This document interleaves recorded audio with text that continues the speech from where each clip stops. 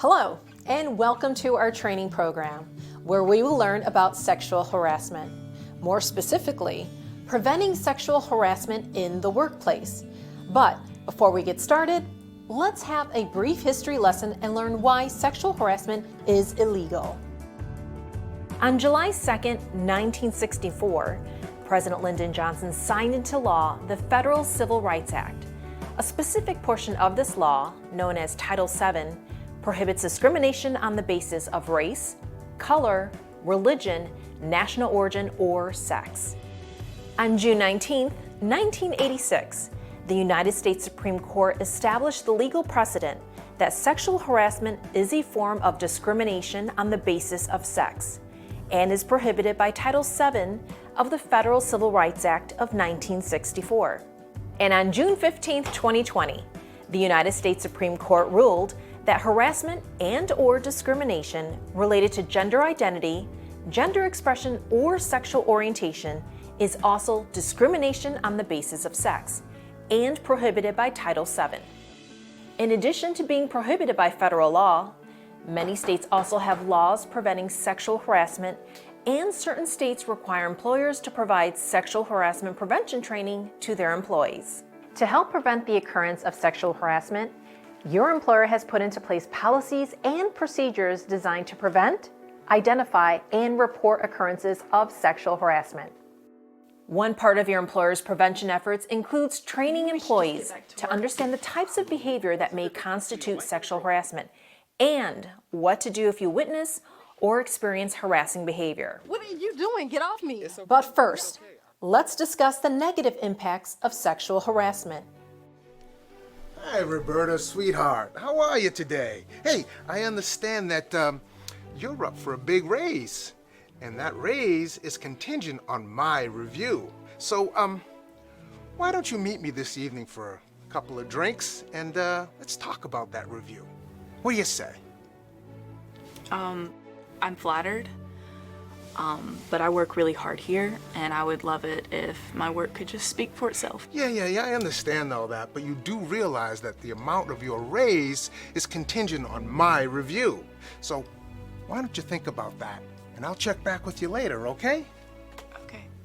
The negative effects of workplace sexual harassment can be far-reaching. Victims of sexual harassment can experience emotional, physical, or mental trauma. They often leave their jobs, which can negatively impact their ability to support themselves and their families. The X-rated jokes, the comments about our bodies, the leering at any female that walked by. It was nonstop. They knew it really bothered me and many others, but they didn't care. I dreaded going to work each day, and my health even started to decline due to the stress of it all. The tension between coworkers was palpable, and management just pretended that it would somehow resolve itself. Eventually, I just had to quit. And I wasn't the only one. I later heard that several big clients canceled their contracts when they got wind of why staff was leaving. It was all so damaging and unnecessary. In addition to the harm done to victims, sexual harassment also damages the company or organization in which it occurs. For example, the additional negative effects of sexual harassment include degrading the overall work climate for everyone, reducing productivity and quality, increasing employee turnover, damaging the company's reputation, causing a loss of business, and creating the potential for legal proceedings and liability claims. I think we can all see the merits of preventing sexual harassment, and the first step to prevention is learning to recognize and define it. On the federal level, sexual harassment is regulated by the United States Equal Employment Opportunity Commission, or the EEOC. The current guidance from the EEOC defines sexual harassment as unwelcome sexual advances, requests for sexual favors, and other verbal or physical conduct of a sexual nature, when this conduct is a term or condition of employment, affects employment decisions, or creates an intimidating, hostile, or offensive work environment. Let's dig a little deeper into the definition of sexual harassment by examining a few different scenarios. Our goal is to understand the types of behavior that may constitute sexual harassment. So, Ben, I bet you're enjoying getting away from the factory floor and attending this training conference, right? You know, it was my idea. I recommended you for this, right? No, well, maybe, I was wondering if this meant that I was being considered for the floor supervisor position? Ben, you must have read my mind. I think you were more than ready to move up in my department. And if that were to happen, we would need to work closely together. Very closely. Well, I know that it's your say on who gets that position, and if you think I'm qualified, then I am more You're than ready. darn right it's my call. I've been hoping you would apply. I've had my eye on you for a while now. Look, Ben, it's loud in here. Why don't we go up to my room, and I'll show you some ways you can strengthen your chances of getting that promotion. Emily, look, I'm just trying to do a good job here, and I really don't think it's a good idea if I were to go up to your... Be careful, Ben. Don't ruin your only shot at getting that promotion. I'm gonna go take care of our tab, and by the time I get back, you need to decide if you want that floor supervisor position or not. It's really up to you. When Emily suggested that Ben come to her room to secure promotion, Emily was requesting sexual favors in exchange for employment decisions. In this case, a promotion. Sexual harassment of this type is called quid pro quo sexual harassment. Quid pro quo means this for that. I'm a good worker, and I'd make a great floor supervisor. I shouldn't have to sleep with Emily in order to get a promotion. I mean, should I even report this? Can a female even commit sexual harassment? That's just not right. Not only is Emily's behavior not right, it is also not legal. This type of quid pro quo sexual harassment is illegal, period. The gender of the people involved is not a factor.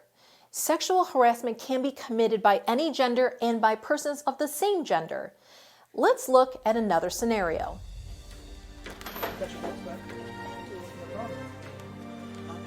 Hey, Tamara, is this the right size tool for this? No, Pete, of course not. It's too big. You sound like my ex-wife. It's too big! Right, Tony? I think that's why we got divorced. Hey, Pete, lay off it, man. Why you insist on tormenting her, huh? Pete, as I've told you many times, I do not appreciate the sexual jokes or the explicit posters in our work area. And your constant demeaning comments about my ability to do this job just because I'm a woman? Well, I'd like them to just stop. Okay. But first, check out my new calendar.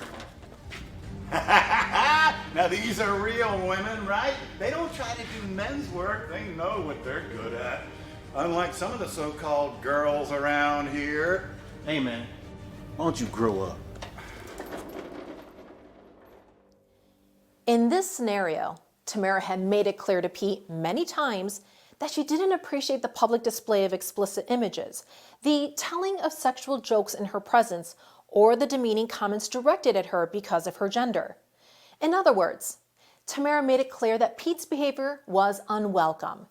By continuing with the unwelcome behavior, an intimidating, hostile, or offensive work environment was created. Sexual harassment of this type is called hostile workplace sexual harassment. Look, I'm an adult. I'm not offended by hearing one-off color jokes or inadvertently seeing one poster of a pinup girl. But when off-color jokes are told daily, when pornographic images are displayed openly, when my coworker consistently makes comments demeaning me and my ability to do my job because I'm a woman, even after I have asked him to stop, I think that crosses the line. Tamara is 100% correct. That does cross the line and is an example of hostile work environment or hostile workplace sexual harassment. The unwelcome behavior described by Tamara was ongoing and pervasive. The terms unwelcome, ongoing, and pervasive are used by human resource professionals when describing a pattern of harassing behaviors that create a hostile workplace.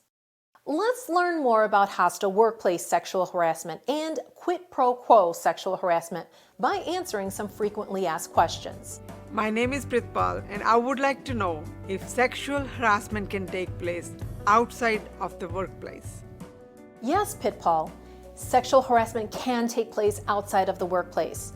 As we saw in the example with Ben and Emily, harassment can occur away from the physical workplace, and the reason for the encounter does not have to be work-related. Be careful, Ben.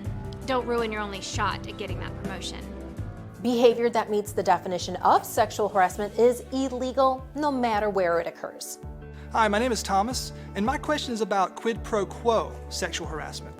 If someone is pressured to perform sexual favors for workplace consideration but says no, and nothing sexual happens, how can it still be considered sexual harassment? Yes, Thomas. A quid pro quo sexual request is still harassment even if nothing sexual occurs. Consider Ben's situation. We don't yet know what decision he will make, and it doesn't matter.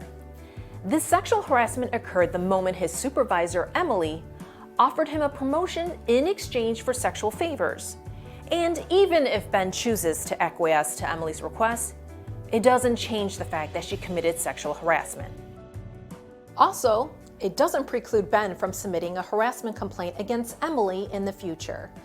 Agreeing to a quid pro quo request does not prohibit a victim of sexual harassment from submitting a complaint afterwards. So here's my question about hostile workplace harassment. Some people are more easily offended than others. So who's to say what's hostile? That's a great question. The legal measuring stick for determining when unwelcome conduct rises to the level of creating a hostile workplace is if a reasonable person would consider the conduct to be intimidating, hostile, or abusive. Let's revisit Tamara's story.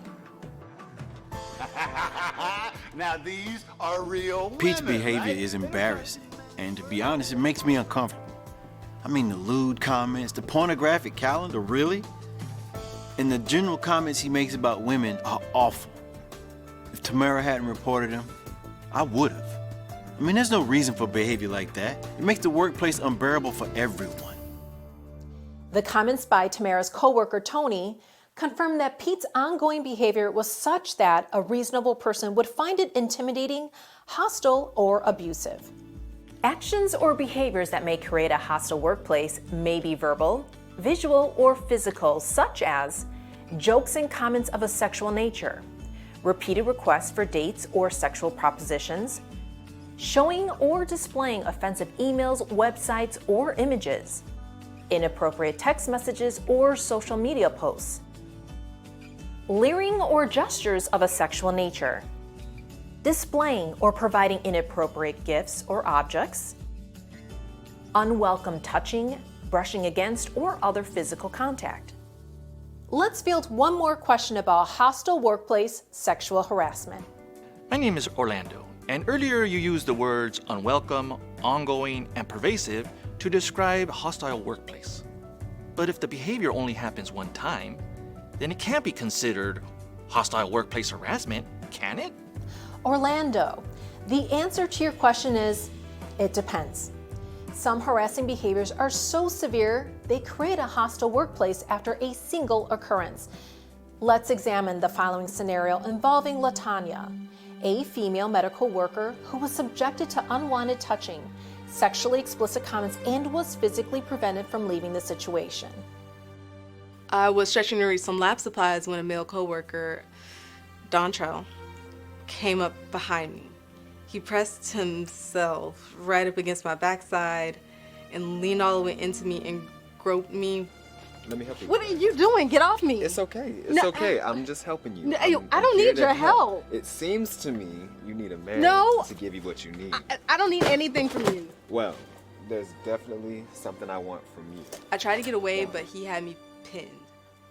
Then he pressed his lips right behind my ear and whispered that he wanted to have sex with me, but the actual words he used were more vulgar, and it was awful. Dontrell, what in the world is going on? Get off of her! We have work to do! That should never happen, ever. LaTanya's correct. That type of behavior should never happen. Dontrell's harassing behavior was so severe that it rises to the level of creating a hostile workplace after a single occurrence. So to answer Orlando's question, yes. When a person's behavior is severe, it may be considered sexual harassment after a single occurrence. This type of incident is often referred to as severe harassment to differentiate it from a situation like Tamara's, which is known as pervasive harassment. Our next example illustrates that sexual harassment does not have to be motivated by sexual desire. It's not a secret that I'm gay. I mean, why should it be? As a society, we are way past don't ask, don't tell. Or at least I thought we were. But ever since Davis, my foreman, found out I was gay, things have gotten a lot worse around here. We mostly do site work, which often requires traffic control, and without question, manning the stop slow sign is the worst job on the crew. We used to all take turns doing it, but not anymore. All right, let's get out there and lay that water pipe down on the right of way. Gerald, you're on traffic duty again. Again? Come on, why is it always me lately? We used to rotate doing traffic. What's changed all of a sudden? Gerald, I had to ask, but I knew what had changed. Davis had found out I was gay. Joanne told me she had overheard him talking about it with some of the crew. Andy's got a boyfriend. They were seen together in public. I can't have that on my crew. Gerald, I just don't think you're cut out for this kind of work. I mean, I really think you're not man enough. Now, you can stay if you choose, but the only job I'm putting you on from here on out is manning the sign on traffic control. Considering your constitution, I think I'm doing you a favor. In this example, Gerald's supervisor subjected him to demeaning and degrading language and assigned him the least desirable job solely because of his sexual orientation. This type of discrimination is also a form of sexual harassment and serves to illustrate that sexual desire is not a required element of sexual harassment. Also, as we explained earlier, harassment and/or discrimination related to gender identity, gender expression, and sexual orientation is illegal and prohibited by Title VII of the Federal Civil Rights Act of 1964. It's important for all employees and supervisors to understand the meaning of the terms sexual orientation, gender identity, gender expression, and transgender. Sexual orientation refers to a person's romantic or sexual attraction to persons of the opposite sex or gender, the same sex or gender, or to both sexes or more than one gender. Gender identity is a person's sense of being a woman, a man, both, neither, or anywhere along the gender spectrum. A person's gender identity may be the same as or different from their sex assigned at birth. Gender expression refers to how a person publicly expresses or presents their gender. This can include behavior and outward appearance such as dress, hair, makeup, body language, and voice. A person's chosen name and preferred pronouns are also common ways of expressing their gender. Transgender describes people whose gender identity does not match the sex they were assigned at birth. By contrast, the term cisgender describes people whose gender identity does align with the sex they were assigned at birth. My name's Elena, and I'm a transgender woman, or trans woman for short. This means that even though I was assigned as a male at birth, social and biological genders and sexes are far more complex than just outward anatomy, and so now I identify as female. My gender identity is a woman, and my pronouns are she, her, hers. Before I transitioned, my given name was David. Unfortunately, during my transition, my gender identity and my appearance were the source of harassment and bullying and teasing at work. I know. And David used to be so hot. I mean, what a waste. But everyone knows that the only thing that actually matters is what's going on down there. Are you two at it again? Elena is one of the nicest and most respectful people in this office, and she's never made me feel uncomfortable. Why can't you just let it go and give her a break from the gossip and teasing? Oh, we're just having fun. Lighten up, Lucia. I mean, what grown man dresses up like a woman and expects not to get picked on? She's not dressing up any more than I am. Hey, Elena. Come over here for a minute. I need your help with something. You know, you don't have to put up with them. It's not right the way they treat you, and they do it all the time. I know. Can I help you, Kendra? Well, that depends on how much of a woman you actually are. I mean, you didn't have to go to all this trouble just to hang with the girls. I mean, obviously, you still like girls, don't you, David? Look, my name is Elena. It is disrespectful to use my dead name, David, or to use he, him when I prefer she, her pronouns. I am not behaving or dressing any differently than any other woman here. I deserve respect. It is extremely hurtful to be constantly subjected to jokes, comments, and questions about my gender identity and sexual preferences, which, by the way, are two completely different and unrelated things. No person should have to face this kind of harassment at work. I'm good at my job, and I'd like to do it in a professional setting that's free from harassment. Is that too much to ask? No, it is certainly not asking too much to have a workplace free of sexual harassment. Conversations discussing a person's sexual orientation or anatomy, repeatedly referring to someone by the incorrect gender, purposely, maliciously calling them by an incorrect name, or repeatedly making disparaging comments about their clothing, body, or appearance may create a hostile workplace and be considered sexual harassment. And as our next example illustrates, the occurrence of sexual harassment is not limited to the behaviors of coworkers, fellow employees, or supervisors. I've been a nurse for about 5 years, and I love it. But the last year or so has really been a struggle. There's a certain pharmaceutical sales rep that comes to the clinic weekly. She enjoys making fun of me in front of my coworkers. And how is my Carlo line this morning? I hope you and the other girls are having a great start today. It's Carl. My name is Carl, but she loudly calls me Caroline. She routinely asks me, how are you and the other girls doing? It's as if she is openly questioning my gender even though she knows I find it insulting and demeaning. My name is Carl, as I've told you many times, and I'm a male. I do not enjoy being called a girl or a lady. I'm a professional nurse, and I would like to be treated in a professional manner. Oh, lighten up, Carl. Come on. She brought donuts, for crying out loud. Yes, sweetie, come have a donut. You know Carlo line, one donut won't hurt your girlish figure, right? But this person doesn't even work here, so this can't be sexual harassment, can it?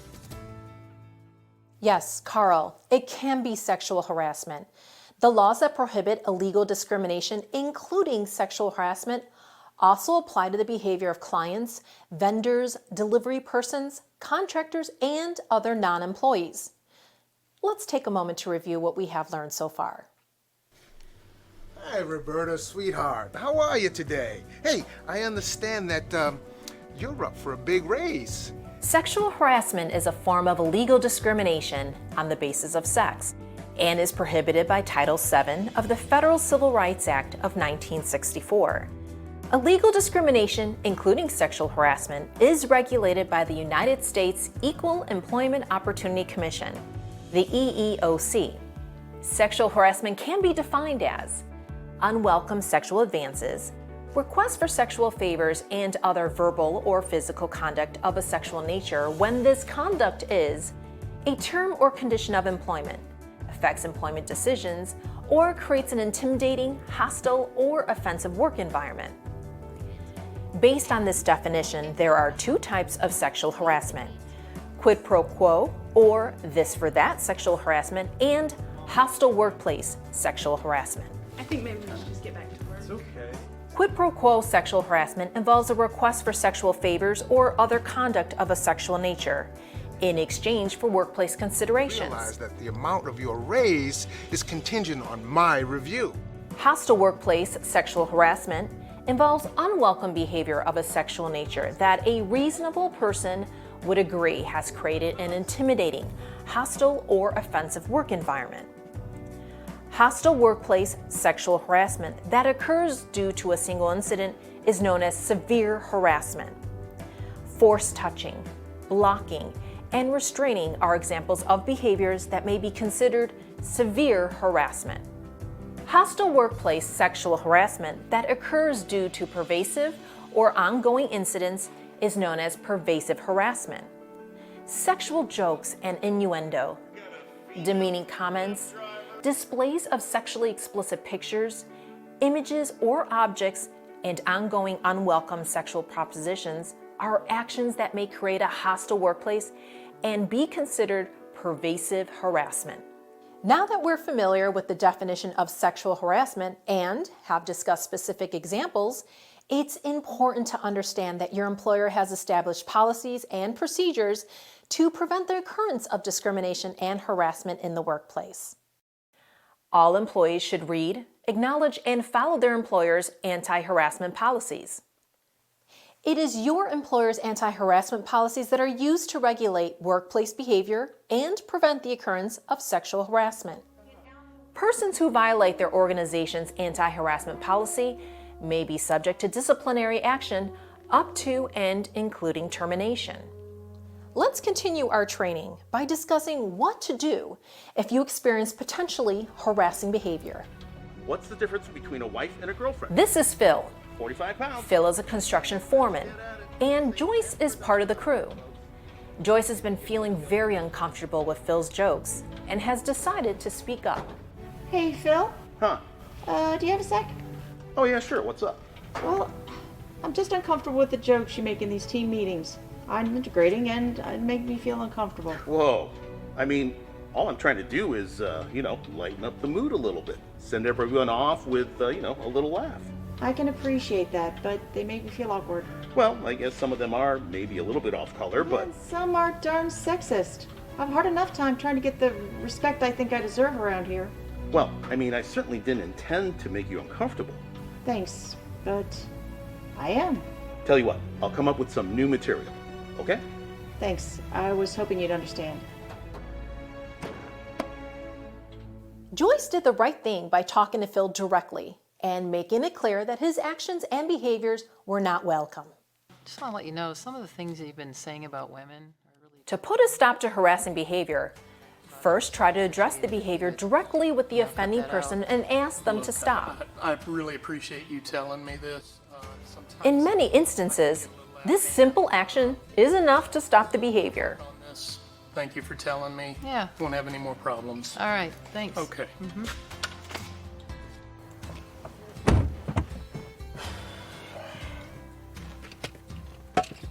Wow. I didn't mean to offend Joyce. But, I see now that my jokes, my behavior, they made her feel uncomfortable with her coworkers. I guess it's not so much our intent that matters as much as the impact of our behavior on others. I'm glad she felt empowered to speak up. Unfortunately, in some cases, the harassing behavior continues even after it's been made clear the behavior is not welcome. For example, even after Carl informed Marcy that her behavior was offensive, she persisted. Yes, Caroline. Come have a donut, sweetie. You know, one donut won't hurt that girlish figure, right? Pete, as I've told you many times, I do not appreciate this. And even after Tamara explained to Pete that his jokes and comments were demeaning and his open display of sexually explicit pictures offensive, Pete continued with the unwelcome behavior. Now these are real women, right? They don't try to do men's work. If the behavior continues after it's been made clear that it's unwelcome, the next step is to follow your organization's policy for reporting the potential harassment to your supervisor or management.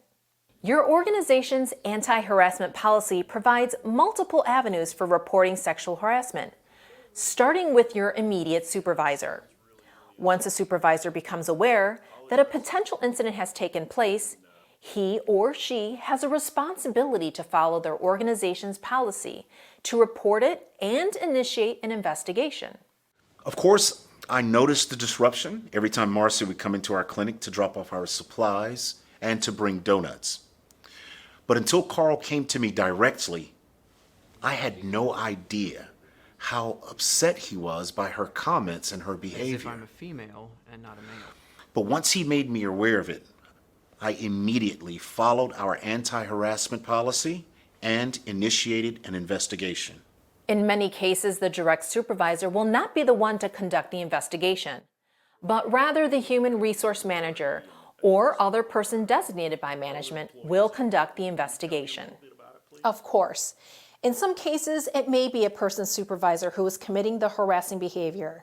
When this is the case, or if a person's uncomfortable bringing the complaint to their supervisor, the situation may be reported to another member of management or to the Human Resources Department. Now, you can stay on if you choose, but the only job I'm putting you on from here on out is manning the sign on traffic control. Well, I did leave, but I didn't quit. Instead, I left the locker room, went straight to our corporate HR manager, and filed a sexual harassment complaint. Sexual harassment is illegal, period. This includes harassment based on sexual orientation. If it happens to you, report it. If you witness it, report it. The company has an anti-harassment policy made just for this purpose. When everyone follows the policy, it creates a harassment-free workplace for everyone. Gerald's right. Reporting sexual harassment when it occurs helps ensure a workplace free of harassing behavior. Keep in mind that you do not have to be the intended target of harassing behavior to report it. If you witness harassing behavior aimed at others, you can and should report it. This is what Elena's coworker Lucia chose to do. It's just not right what Kendra and Jonathan were doing to Elena. You really didn't have to go to all that trouble to just, That's why I reported it to our supervisor. We have policies in place to prevent sexual harassment and investigate it when it occurs. I remember from our training that they said reporting it is the first step to stopping it.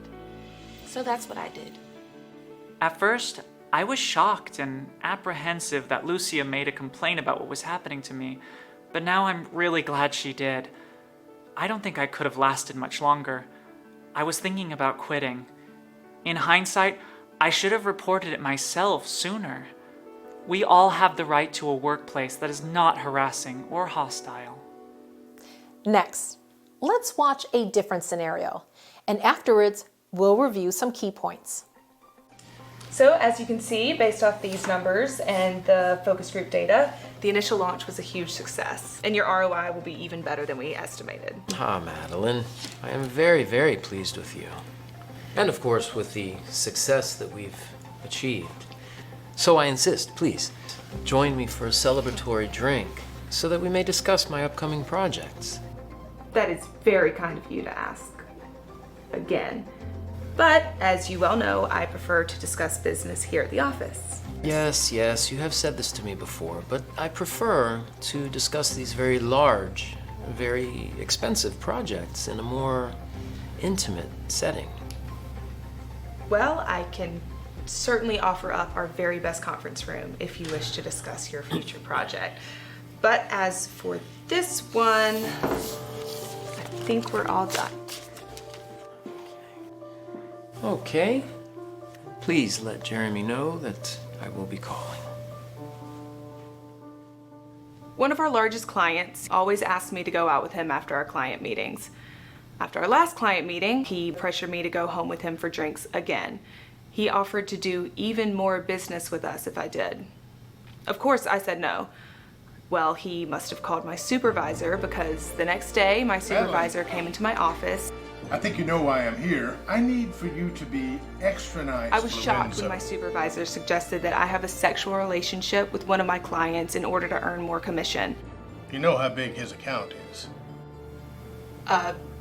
Yes, I do know. But wait, did he call you? What are you saying? He's prepared to give us, to give you, a lot more work. But he says it will require some after-hours effort on your part to make him feel comfortable increasing his buy with us. What? No, I'm already giving a great effort. And he's crossing a line, always asking me to go for drinks after. You know he wants more than drinks from me, right? Look, Madeline, I'll make sure that your commission on his account reflects the extra time you put into making him happy.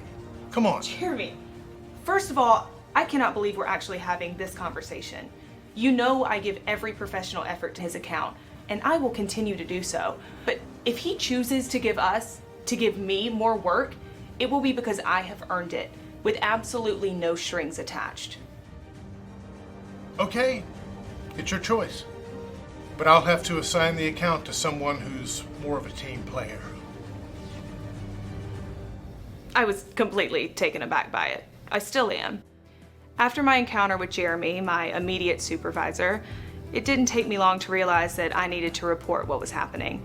Of course, I couldn't go to my immediate supervisor because he was the one pressuring me to have an intimate relationship with one of my clients.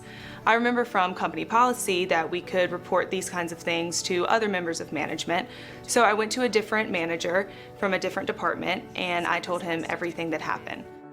Look, if we expect to have a professional workplace, we need to help make it so, and that starts with reporting workplace harassment whenever it occurs.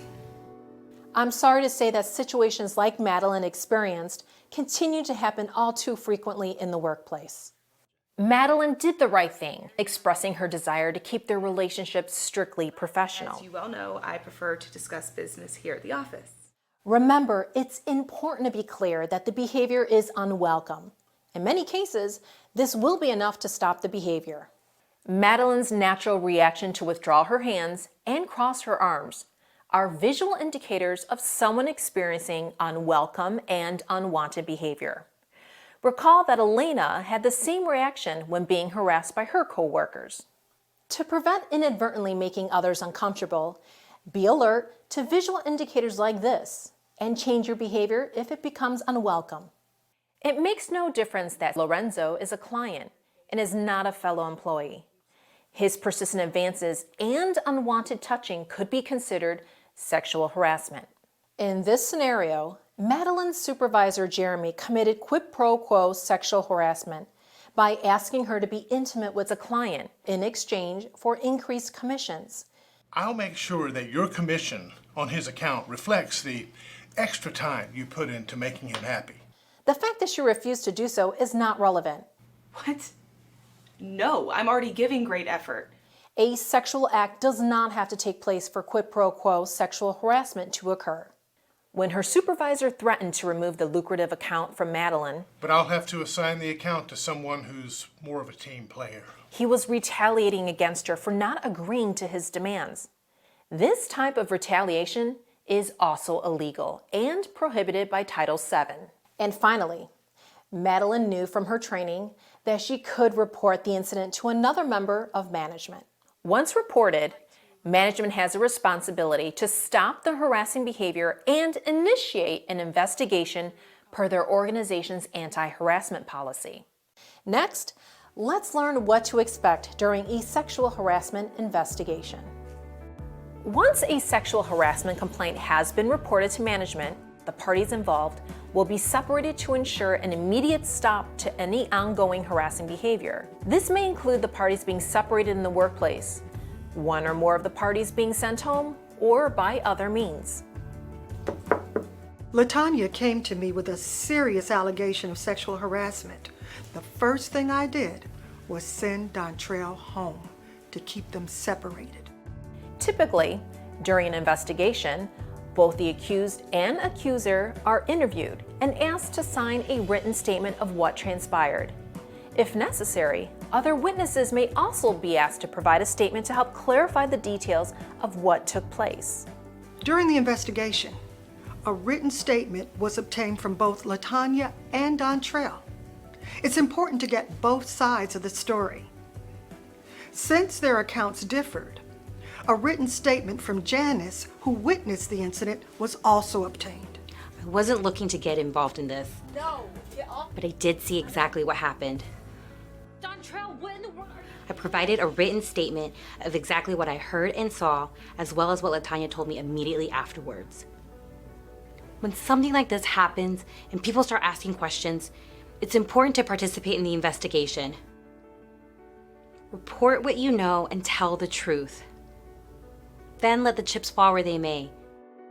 In addition to interviews and written statements, other forms of evidence are often used to determine relevant details of the incident.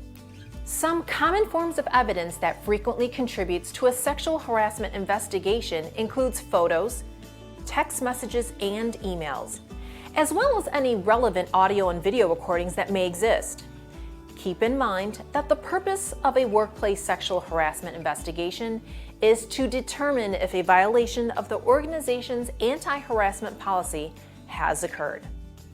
After taking statements from Gerald and Davis, we interviewed witnesses to clarify the facts and to learn exactly what happened. Gerald's supervisor, Davis, singled him out for the worst job duties based solely on his sexual orientation. Davis also demeaned him publicly by using veiled language and code words that negatively stereotyped Gerald's sexual orientation. Gerald, I just don't think you're cut out for this kind of job. I mean, I really think you're not man enough.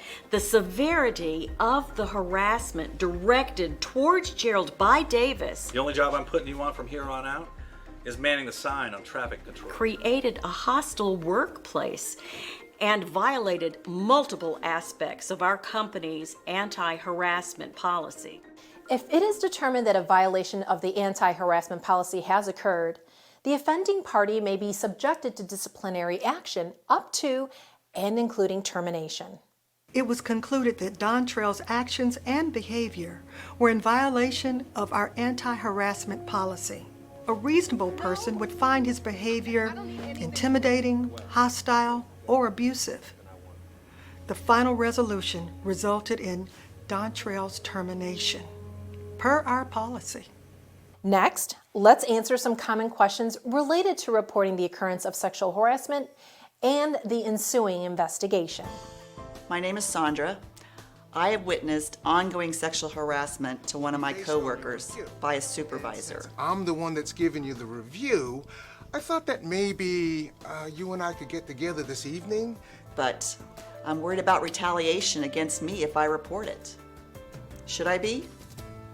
Sandra, the same law that makes sexual harassment illegal also forbids an employer from retaliating against an employee for making complaints, filing a charge, or participating in an investigation or lawsuit related to sexual harassment or other forms of illegal discrimination. These types of activities are known as protected activities, and any type of punishment or retaliation against an employee by an employer for participating in them is illegal, regardless of the ultimate conclusion related to the complaint. I have a question. Does a sexual harassment complaint remain confidential? I don't want anyone knowing that I reported it. This is a great question and one that gets asked quite often. In fact, in our example with Carl and Marcy, Carl asked this exact question of his supervisor. Let's take a look. So what happens now? Well, now that you brought this to my attention, I will initiate an investigation per our anti-harassment policy. Will everyone know that I reported this? Carl, a proper investigation cannot be done in secret. Now, we'll make every effort to make it discreet, but it won't be confidential. Carl's supervisor is exactly right. During an investigation, every effort will be made to be discreet, but there's no guarantee or promise of confidentiality. I have a question about the outcome of the investigation. As the victim, if I don't agree with the findings or the proposed discipline, do I have any recourse? Before I answer this question, you must first understand that your organization's investigation into a claim of sexual harassment is an internal process used to determine if a violation of company policy has occurred. It is not a court of law. The disciplinary action taken by your organization will be governed by its policies and the severity of any harassment that may have occurred. Remedial training, counseling, suspension, or termination are all possible outcomes. The goal is to prevent a reoccurrence of the harassing behavior. Remedies for victims of sexual harassment may also include back pay, promotion, hiring, or reinstatement if deemed appropriate. In addition, victims of sexual harassment may choose to seek additional remedy through the legal system. For example, Dontrell was terminated for his severe harassment of LaTanya. However, he may also be subject to civil liability and/or criminal charges. Always remember, you are responsible for your actions and behavior. By completing this sexual harassment prevention program, you are better able to identify, report, and prevent sexual harassment. During this program, we have explained that all employees must understand, acknowledge, and follow their employer's anti-harassment policy. We pointed out the importance of modifying our behavior if it becomes unwelcome, and reporting the occurrence of sexual harassment if it is witnessed or experienced. We have also demonstrated the negative effects of sexual harassment and why it is so important to prevent its occurrence. You think about that, okay? And finally, let's close our program with some advice that everyone should take to heart. Here's some advice. If you don't want people answering questions about your behavior at work, then don't behave in a questionable way. And even if you don't intend for your words or actions to be demeaning or offensive, be aware that some may find them hurtful or harassing nonetheless. Look, if someone lets you know that your behavior or comments are unwelcome, you should stop. I wish I had. I mean, there's no reason for behavior like that. It makes the workplace unbearable for everyone. If you have any doubts, don't say it and don't do it. Now that's good advice. Thank you for your attention to this program, and thank you for your efforts to ensure a workplace free of discrimination and sexual harassment.